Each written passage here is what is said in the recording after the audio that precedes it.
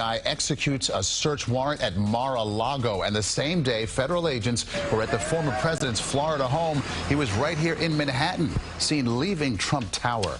Good evening, I'm Maurice Dubois. And I'm Christine Johnson. Tonight the former president is saying the agents even broke into a safe. Sources telling CBS News the search is connected to a Justice Department investigation into classified records. CBS News' Ali Bauman live outside Trump Tower right now with the latest. Ali. Maurice and Christine, former President Trump was not at his Mar-a-Lago estate during the search. Rather, he was here in New York.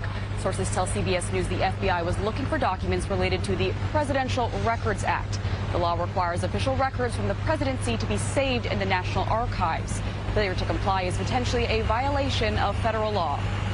Former President Donald Trump was seen leaving Trump Tower in Midtown Monday. It was moments after Trump issued a lengthy statement claiming federal agents broke into his safe in his primary residence of Mar-a-Lago, with the former president saying in part, "After working and cooperating with the relevant government agencies, this unannounced raid on my home was not necessary or appropriate." Sources tell CBS News this FBI search of former President Trump's Mar-a-Lago estate was part of an investigation into his handling of White House documents. Back in February, the National Archives asked the Department of Justice to investigate Trump's handling of White House records. It came after officials retrieved 15 boxes of records from Mar-a-Lago that were meant for preservation under federal law.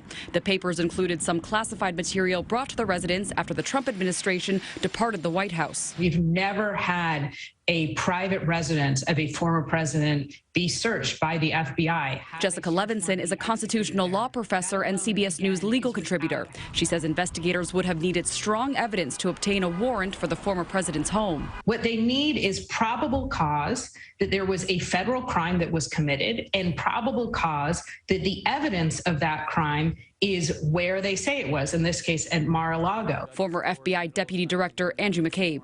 This is something that would have been planned out and reevaluated and legally examined from every possible angle by the entirety of the leadership structure of both organizations. Trump is also under investigation for numerous actions undertaken to overturn the 2020 presidential election and events leading up to the January 6th Capitol riot.